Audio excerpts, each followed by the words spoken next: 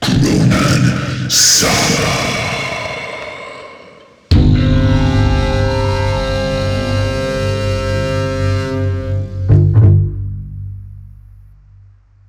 Cronan's spittle splattered across the felt. He slowly raised his hand, and then extended it backwards over his shoulder until it touched the edge of Riftblade. Making no sound or expression of pain, he jerked it quickly across the blade, cutting red.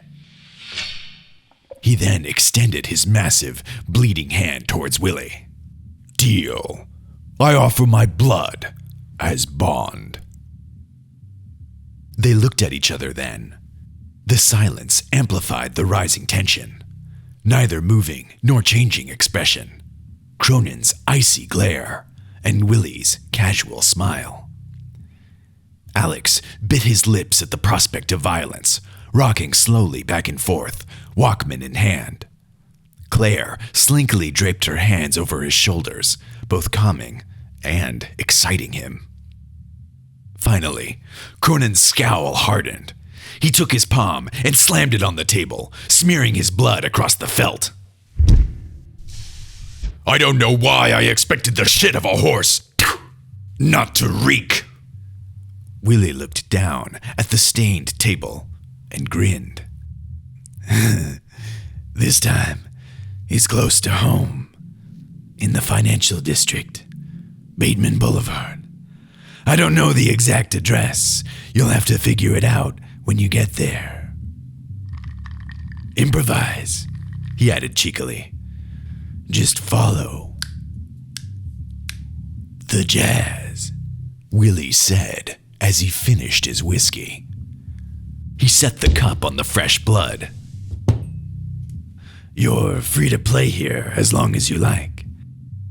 He signaled for the door to be unlocked.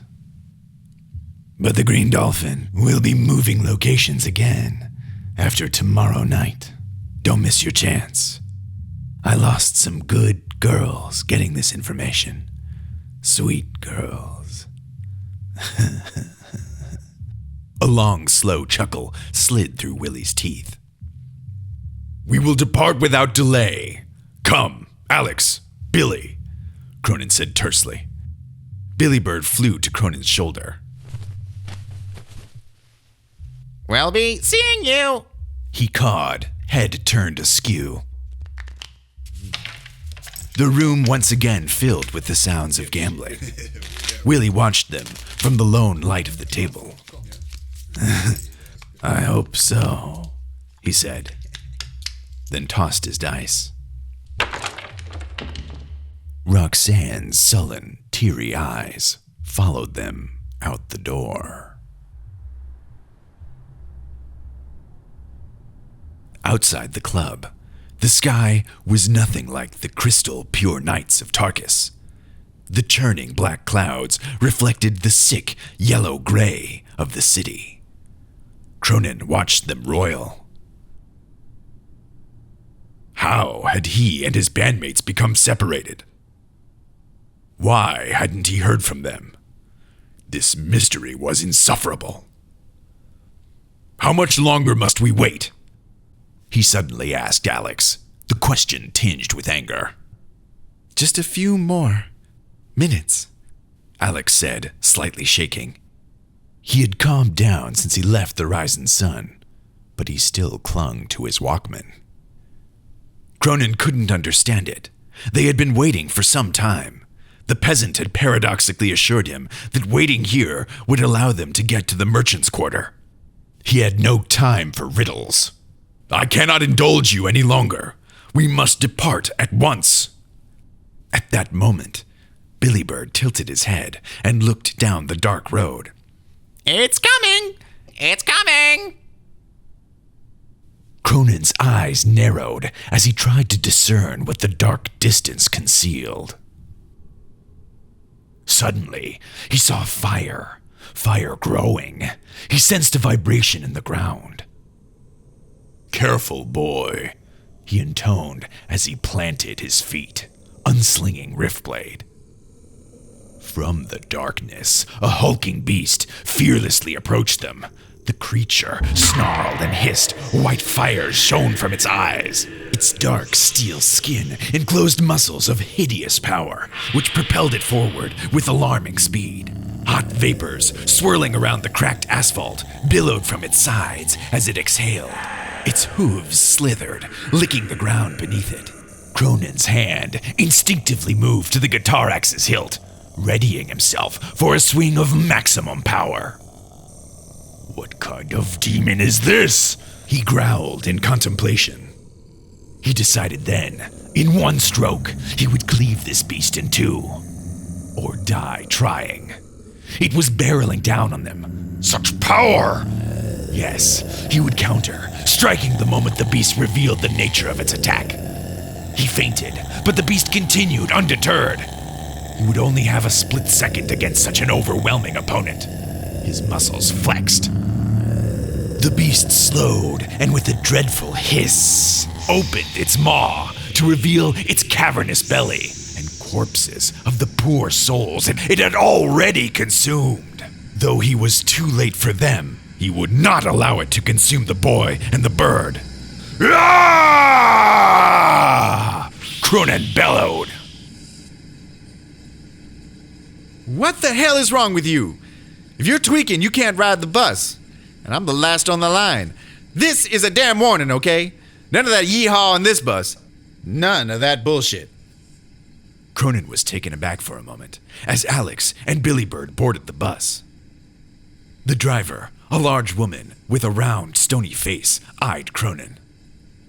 He's a foreigner. He's new to public transportation, Alex said shakily. His clothes were damp with sweat. You better keep your eye on him. I don't want any ruckus, she said doubtfully, as Alex quickly shoved a handful of coins into the slot by the door. Alex looked back and then gave an exasperated sigh. He stepped down and grabbed Cronan's hand. Come on. This is the last bus. Cronan stepped cautiously onto the bus, his mass tilting the suspension. Well met, sorceress. The driver furrowed her brow for a moment, then smiled, taking it as a compliment.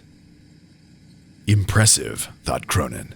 Having tamed such a beast, she has the kind of confidence that few but the warriors of the Tarkan Plains possess. His boots thudded against the floor, drawing tired gazes. Pardon me. Excuse me, Cronan muttered as he moved through the passengers. He loomed over the seats, still scanning the interior, as if expecting the metal beast to spring some trap. Just sit, Cronan, Alex muttered. You're making people stare. Cronan jammed himself into one of the seats, his body too large for the flimsy padded cushion. He sat rigid, hands clenched into fists on his lap. It shouldn't be trusted. This construct, he muttered. Billy Bird hopped onto the seat in front of them, pecking at the torn vinyl. Think of it like a horse, bro. Like a horse. The bird offered helpfully between pecks. Cronan felt his stomach turn as the machine surged forward, its creaking frame lurching over the cracked city streets. Though he was unsettled by its unnatural movement, he soon became lost in thought as the bus pierced through the fog that had rolled in from the bay, and the city, sprawling decadently in front of the window, revealed itself. The world had become a dizzying array of light, neon, smoke, and darkness as the magical beast hurtled them through the night. The buildings loomed higher, higher than Cronan had ever imagined. He lowered his head, tilting it like Billy Bird, as he tried to see how high they extended. Tearing at the sky, their jagged spires shot off into the fog. This earth is frivolous, but wondrous. The sorceress called out, "Bateman Boulevard!" as the creature slowed. Alex nudged him, shaking him from his reverie, and the trio disembarked from the creature to another world. The geometric landscape was austere and empty. Block upon block of glass and steel made up the financial district, but it was like no marketplace that Cronan had ever seen. No peddlers or stalls. Its eerie silence and perfect lines were animated by just a few isolated figures in overcoats who muttered numbers and acronyms as they trudged through the night air. Alex had been here once before on a school field trip. During the day, it was bustling, but now, in the foggy night, it felt desolate. Billy Bird squawked suddenly. I can feel it! I can feel it! "What is it, Bird?" Cronan asked. The bird didn't answer, but instead flew around them for a few moments, fluttering upwards, his black wings barely visible against the sickly gray sky, before disappearing entirely. Cronan and Alex stood on the thoroughfare alone for a time, surrounded by towering corporate monoliths, scanning for the bird. Cronan slowly turned in a circle, certain of the threat that the giant towers posed, but unsure of how to defend against it. Jazz! Jazz! There's Jazz, bro! Billy squawked excitedly, emerging from the darkness. Billy gestured, in his avian manner, towards a wide, dark glass building down the street.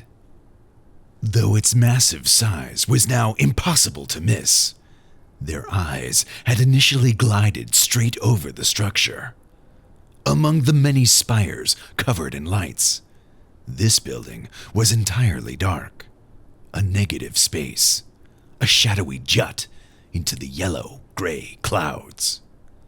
It loomed over the others in ominous, dark splendor, and somehow malevolence. Cronan said nothing. He stepped forward, his boots smacking the smooth pavement. His hand gripped the hilt of his weapon as he advanced towards the dark tower, jaw set, eyes narrowed. Alex followed closely behind. As they approached, they realized that the building was not entirely dark after all. A faint light, tinged ever so slightly chartreuse, emerged from the lobby. It seeped out from the slowly rotating doors and lapped against the polished marble in front of the entryway. The light refracted faintly off elegant golden lettering. Grusen Rosen Tower. "It feels like jazz in there," Alex whispered, eyes wide, his lips twitching with barely contained excitement. Cronan's gaze rested heavily on the building. "Yes, we must destroy its foul source," he said through gritted teeth. "Stay close to me. This place is rank with evil." The rotating doors groaned as they turned. The moment Cronan pushed, the mechanism seemed to seize control, drawing them inward. Each pane of glass reflected them in vague, absinthe-washed distortions as they shuffled into the foyer. The air changed immediately, thick, ionized, faintly humming. Alex stumbled, his senses tingling. "I hear it." "Perceptive," Cronan muttered. "I, too, sense the resonance."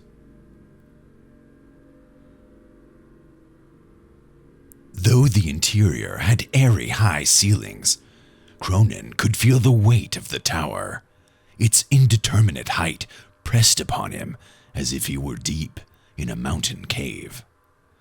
The foyer was lined with rectangular black marble columns, extending impressively to the front desk. A large screen displayed green and crimson numbers, upon which Alex was sure so much depended. The secretary smiled as they approached, his blue-gray suit, haircut, and skin all immaculate. Cronan began to speak, but the secretary was faster. The Green Dolphin.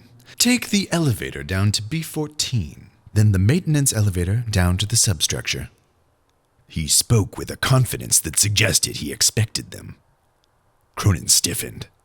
They hadn't announced their arrival, and the Green Dolphin was supposed to be clandestine. Yet the man spoke as though he'd been waiting for this moment. How do you know why we're here? Cronan asked, his voice low and edged. It's my job to know who is here for what. The secretary smiled, a knowing glint in his eye. The match is about to begin. Please hurry. Expression unchanging, he extended his arm towards the elevators. One of the doors opened as they approached to reveal a chrome-lined interior. Alex pressed the button, and the number ticked down. He wondered if buildings usually had such deep basements. The subtle hum of machinery carried them floor by floor, deeper and deeper. The lift was large, but Cronan's broad frame made it small. He noticed Alex breathing heavy with anticipation.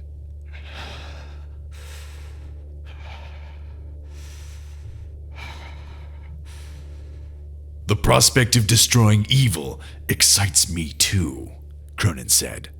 But we must stay vigilant. Alex nodded. Suddenly, the elevator halted with a shudder. It had stopped on B6. The doors slid open with a metallic hiss. And two figures stepped in from the parking garage. The first was short and balding. He wore a slightly rumpled gray suit that he nervously tried to smooth. The second was hulking and muscular, with close-cropped blonde hair and proportions that almost rivaled Cronan's. He wore a leather vest that seemed to pulse as if alive. His eyes were sunken, bloodshot, and dangerous. They met Cronan's and didn't let go. On Tarkus, when such warriors locked eyes, there was little to do but fight. Though neither said a word, their shared gaze was a challenge, an attestation of dominance. The simple act of being in the elevator together was an invocation to violence. Cronan was well aware. He welcomed the challenge. The short man, oblivious, continued the conversation he was having with his companion. You earned this, Edge. You earned it. You, in the condition you're in, it's a sure thing. And get this, we're still the dogs. We're gonna rake it in. You have no idea how big the pool is this time. You and me, we'll be rolling in it. The big man grunted, but didn't avert his gaze. And this is the new track. It's smooth. Real smooth. So smooth it'll slide out of your shoes. You got this, champ. He placed a small cassette tape in Edge's hand. You wanna give it a try, champ? He asked quietly, raising his eyebrows. Edge glanced down at the small man for a moment, and then returned his gaze to Cronan. He cracked a slow smile as he raised a pair of headphones over his ears and inserted the tape into a sleek black Walkman. He pressed play. A sweet, lubricated sound began to leak out of the headphones, polluting the air. And new! He's the champ! The champ! The champ! The short man repeated with increasing excitement. I don't know who you guys are, he said, now addressing Cronan, Alex, and Billy. But you're in here with the new champ. And that's a dangerous place to be.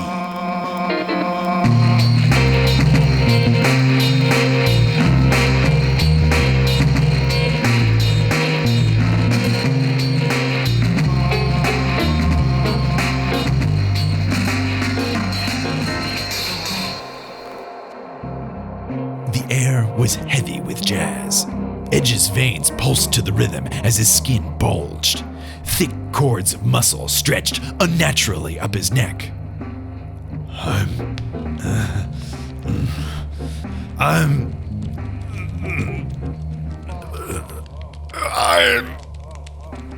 the champ, repeated Edge with some difficulty, droplets of spittle hanging on his lips. I'm the champ. His vest began to beat with its own heart. The champ, he mustered. He grabbed Cronan's shoulders, half to steady himself, half to demonstrate his strength. Cronan reciprocated, placing his massive arms on Edge's shoulders, mirroring him. It began. The two bulls vied for dominance. The ooze juiced as Edge's face tore against itself in pleasure pain. His hands gripped Cronan's shoulders harder, his fingers pressing deep into Cronan's iron muscles and pushing his skin to the limit of tearing. His eyes focused again on Cronan, and he screamed, pushing Cronan downwards with all his might. Cronan gritted his teeth as each exerted themselves maximally. For a moment, Cronan held him at equilibrium, but his muscles burned, shaking as they fatigued. Such strength! His knees began to buckle under the massive force, and he found himself on the defensive. Edge's face, no, his entire upper body began to merge into itself, muscles tied together in a preposterous constellation. These corded knots of inhuman strength piled onto one another, forming a giant slab of quivering, sweaty meat that filled Cronan's vision and pressed down on him with terrifying power. In this outrageous exertion, Edge's muscles surged up to his face, his features melting away to leave only a set of gritted teeth held taut by sinew and tendon, a mask of unbridled effort. Cronan couldn't break his grasp. He struggled on defiantly, though he was slowly sinking to the floor as his strength ebbed. As he sank inch by inch, he looked for bits of leverage and angles of attack, exploiting the smallest weaknesses and technique to allow himself tiny moments to recuperate against the overwhelming onslaught. He knew that being forced down would be death in such a confined space against an opponent so powerful.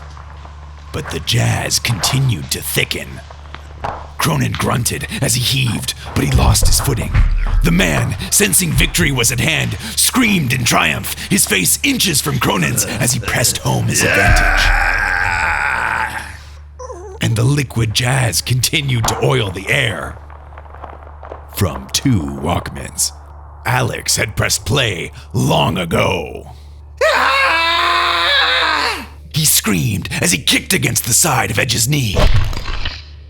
Already under maximum pressure, the unexpected vector of the attack snapped the bones and ligaments instantly. Edge stumbled. "Yes, Alex!" called Cronan. Alex clawed at the pillar of flesh in front of him, screaming in a bloody frenzy, as his bare fingers tore into leg, ripping oozing muscles from the bone. Cronan felt the big man's strength wane. "Demon filth!" he shouted, using the opening to unleash a devastating knee. It crumpled the bones, blasted through the lungs, catching the spine, and driving it upwards with such unstoppable force that it launched the man's skull through his juicy scalp, popping it out of his head and splattering the silver chrome wall red in a mist of blood and a shotgun of bone. Edge! The short man screamed. Cronan, still breathing heavily, let the body hit the floor in the corner. He turned to him. Wait. The little man held his little hands over his head. Please. He whined. He jammed himself into the corner of the elevator. He writhed pathetically under Cronan's burning glare. Please, no. Tears welled in his eyes, and a string of mucus ran down his nose. Please. Plead, said Cronan. The man's eyes widened, and he lunged, grabbing Cronan's hand between his in a gesture that was somewhere between a handshake and a prayer. Be my fighter. Be my fighter. Be my fighter. He whispered the words, pressing his forehead against Cronan's fingers. What? In the Green Dolphin. It's a fight club. The little man blinked. You didn't know? He licked his lips and recomposed himself. You can fight there. And you can fight. He gestured to Edge's corpse. I can make you champ. And we can be rich. The man seemed to be reasoning through the plan as he made it. And the jazz maker put up a huge prize pool this time. So that with the jazz maker, Cronan grabbed the man by his collar and raised him off the ground so that he could see him eye to eye. Sweat trickled down the little man's greasy forehead as he quivered. Listen, you win and you can meet the jazz maker. You come in with me, and for a cut of the winnings, I can get you in the match. Legs dangling, Freddy assembled a smile. Cronan slammed the man against the bloody wall of the elevator and sneered. You offer nothing. I will fight for myself. Freddy, sensing what was coming, thrashed futilely against Cronan's steel grip. His heels squeaked as they ran along the metal elevator walls. Make your peace with this world, for now I will send you to another. Hey, you need me. You need me. If you go in there alone, you're gonna have to fight the whole joint. It's a win-win. He blurted, voice cracking, eyes closed, sweaty and fearful. Leaking tears and mucus, he descended into wet, sobbing, barely discernible pleas. It's a win-win. It's a win-win. Cronan raised his fist. Do it. Do it. Do it. Alex was alight with cruelty. He grinned, flicking away a shred of edge still dangling from his finger. And Cronan obliged him. Or would have, had the elevator not chimed, its doors sliding open. A roar of shouts, cheers, and the thuds of strikes, flesh against flesh, bone against bone, poured into the elevator, halting his hand mid-swing. This wave of noise washed over him, filling the steel box with a new volatility. And Cronan with memories of the pit. Cronan Saga.